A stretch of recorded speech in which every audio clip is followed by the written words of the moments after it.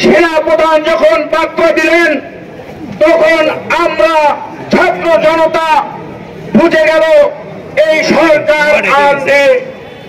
আমরা তখন হাজার হাজার লাখ লাখ মানুষ শাহবাগের অভিমুখে আসতে থাকবো। বন্ধুরা আমার, আমরা সেই স্মৃতি আমরা বুকে ধারণ করছি। আপনাদের বলতে চাই, শিবাদের বাবা যেমন বক্তব্য করলেন, এইরকম হাজারো বাবা আছেন,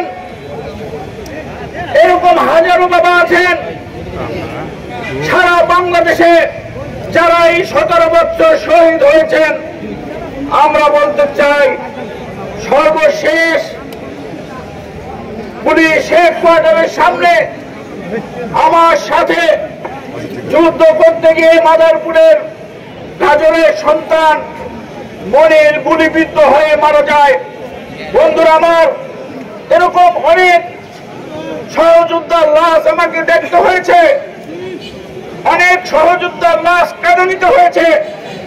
আমরা কিন্তু আজকে সবার মনে আনন্দ হলেও আমি ব্যক্তিগতভাবে কিন্তু এই সকল অনুষ্ঠানে আমার কিন্তু কোনো আনন্দ আসে না। বন্ধুরা আমার, আমরা এখনো সেই গুম হওয়া সহযোদ্ধাদেরকে খুঁজে বেড়াই, তাদের স্বজনদের দিকে তাকালে কোনো আনন্দ কাজ করে না আমাদের ভিতরে। বন্ধুরা আমার, আমরা স্বজনদের ফেরত চাই, আমরা সেই স্বজনদের মুখে হাসি ফোটাতে চাই, আমার সেই গুম হওয়া সহযোদ্ধাদেরকে আমরা দেখতে চাই। বন্ধুরা আমার, দড়ি লাগলে দড়ি নে, হাসিনারে ফাঁসি দে,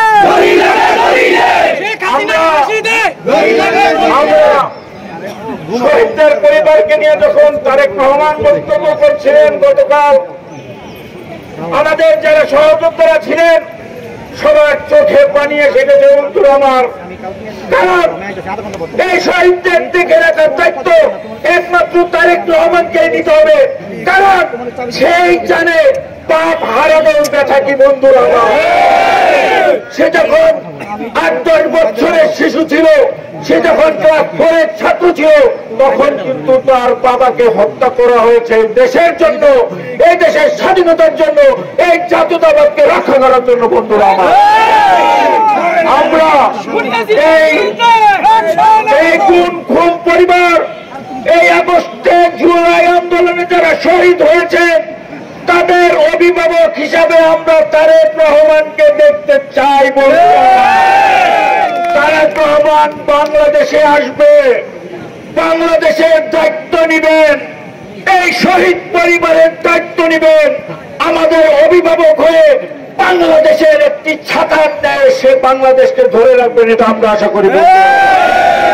এই দেশ শহীদ প্রেসিডেন্ট জিয়াউর রহমানের আদর্শ এবং রক্ত এবং তার স্বাধীনতার ঘোষণার দেশ। আমরা এই দেশের দায়িত্ব আমরা তারেক রহমানকে দিতে চাই। আগামী দিনে সুন্দর সুষ্ঠু নির্বাচনের মাধ্যমে বাংলাদেশে ক্ষমতা পরিবর্তন হবে এবং আল্লাহ যদি বাঁচায়, বিএনপি মানুষের পাশে যদি থাকে, তাহলে জনগণ বিএনপিকে ভোট দিয়ে ক্ষমতায় আনবে এবং তারেক রহমান বাংলাদেশের প্রধানমন্ত্রী হয়ে এদেশের হাল ধরবে। এই আশায় প্রত্যাশা ব্যক্ত করে সকলকে ধন্যবাদ জানিয়ে আমি আমার বক্তব্য শেষ করছি। খোদা হাফেজ। বাংলাদেশ জিন্দাবাদ, বাংলাদেশ জাতীয়তাবাদী দল জিন্দাবাদ, জনাব তারেক রহমান জিন্দাবাদ, দেশ নেত্রী বেগম খালেদা জিয়া জিন্দাবাদ, বীর উত্তম শহীদ প্রেসিডেন্ট জিয়াউর রহমান জিন্দাবাদ, জিন্দাবাদ, জিন্দাবাদ।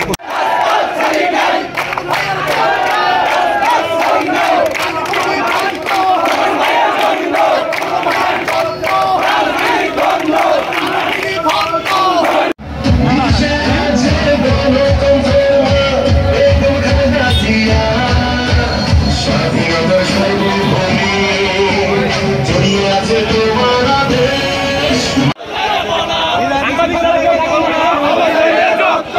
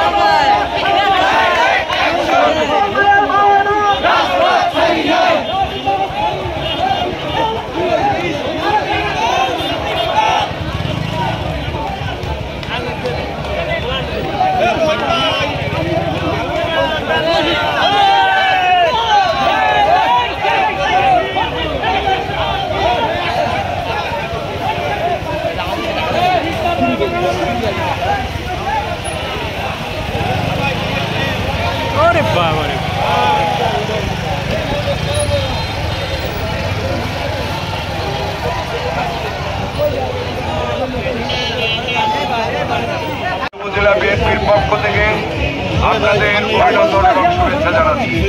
প্রিয় বন্ধুরা, আমরা যেরকম ক্লান্ত আপনারাও ক্লান্ত, কথা আজকে আর হবে না।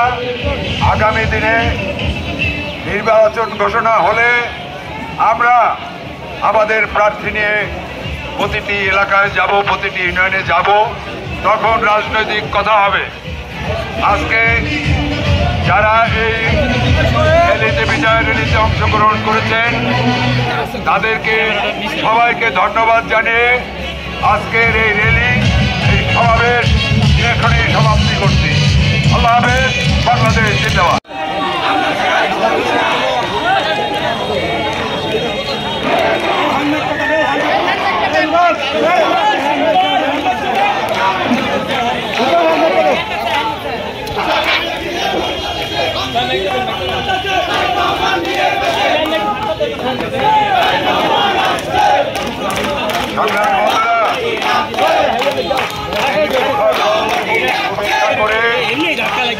আপনারা বিভিন্ন ইউনিয়ন এবং পৌরসভার বিভিন্ন সব নেতৃবৃন্দ